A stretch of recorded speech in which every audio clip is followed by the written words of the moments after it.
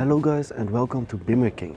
Today we have the BMW i8 and this car really redefines what a supercar can be. It's a petrol electric hybrid and it goes from 0 to 100 kilometers an hour in only 4.4 seconds. Apart from that, simply look at this car.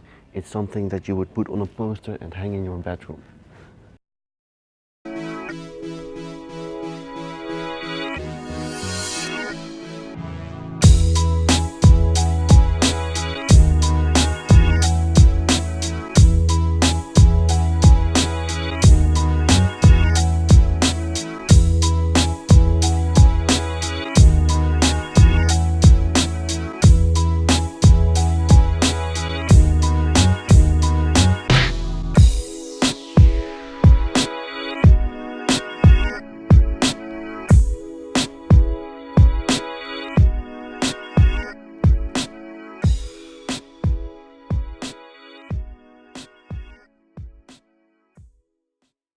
Welcome to BimmerKing. BMW made the world's first petrol-electric hybrid supercar, and that's what we have right here, the BMW i8. This car is about as far from the usual BMW template as you can get. Simply look at the curves and the futuristic design this car offers. It basically looks like a spaceship.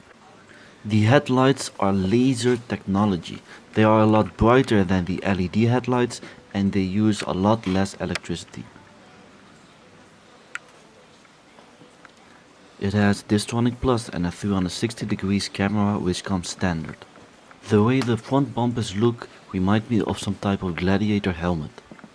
The engine is a tiny turbocharged 1.5 liter 3-cylinder engine which produces 231 horsepower. But it has two electric engines. One electric motor is in the middle of the coupe near the mid-mounted 3-cylinder and the other motor resides up front under the hood. The 3-cylinder engine is in the back. The engine pairs to a 6-speed automatic transmission while the electric powertrain uses a 2-speed automatic to transfer power to the front wheels. The three sources of power combine for a total of 357 horsepower and 420 pound-feet of torque. Now let's take a look at it from the back. As you can see, this simply looks like a car from the future.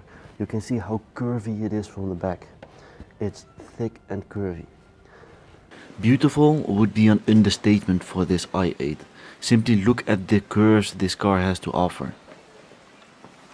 Down here you have a camera for the 360 degrees parking assist. You can see it there right above the license plate. This is one great looking supercar which is hybrid. The body has carbon fiber reinforced plastic and an aluminium structure to keep the weight down. This car only weighs about 3,300 pounds or about 1,560 kilograms.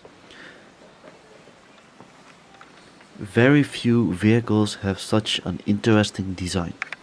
Let me give you a better look at the curves of this car.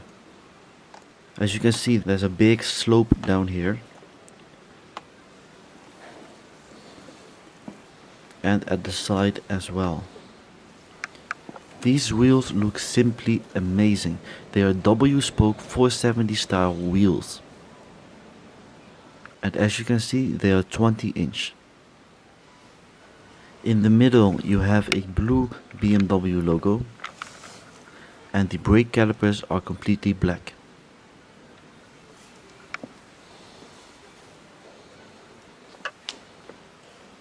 This door opens upwards. It doesn't really serve a special function other than just simply looking awesome. It's a piece of art. If you drive in this car, you can't go anywhere without people stopping and looking at it. Even though it's not as powerful as other supercars, it still has an amazing sound that will turn people's heads. And the design it has just makes it so much more better. Inside the cabin, the engine sounds even better because BMW made the engine noise go through pipes into the cabin, so you get more of a feeling of being in a real supercar. The car is pretty fast too. It goes from 0 to 100 kilometers an hour in only 4 seconds. Because this car still has a 1.5 liter 3-cylinder engine, it needs an exhaust. The exhaust is pretty well hidden underneath the car on the right side. It's rather difficult to see, but it's there on the right side. The exterior design of this car has so many small little details that really stand out. For example, these things here on the side. It just adds a little bit extra to the aesthetics of this car. On top of the car, you of course have the signature BMW shark fin, which I love, by the way. And now it's time we are going to talk about the interior of this car, since this car is so good on the outside.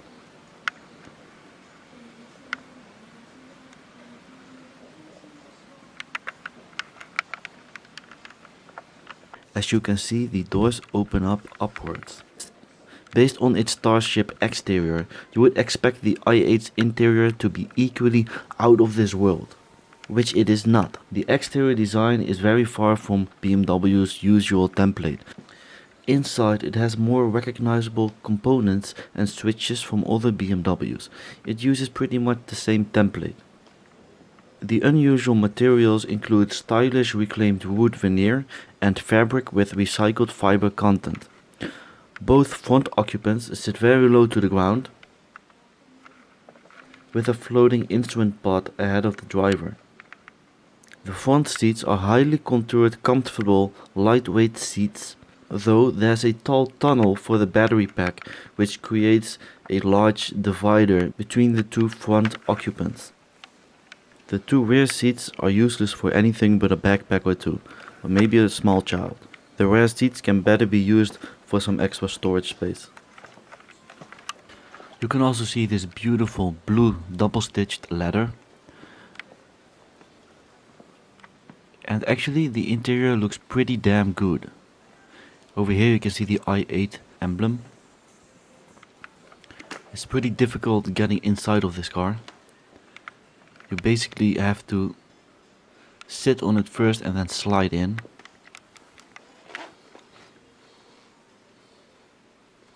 You can see all the light blue colors in this car. Identical for the i8.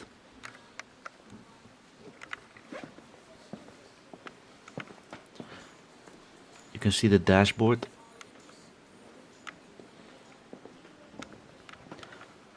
And of course this car has head-up display, which comes standard.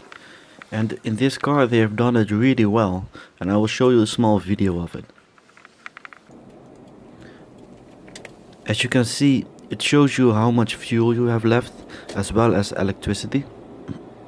It shows you the kilometers an hour and in which direction you have to drive.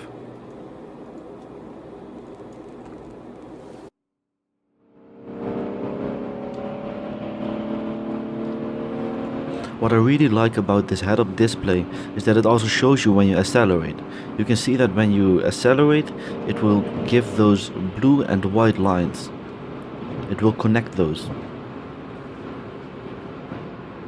Here you can also see that when you come too close to the other car, it will give a warning in the head-up display. This head-up display is very advanced.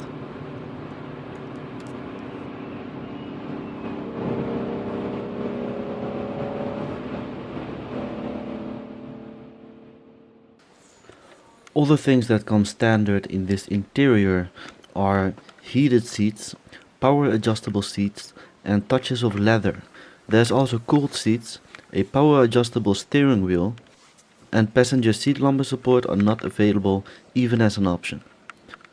One thing I dislike about this interior is that a vehicle in this class should not feature as much plastic as the i8 somehow does.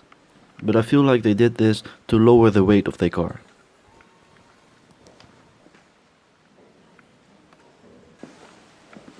Overall, I think this car is a piece of art.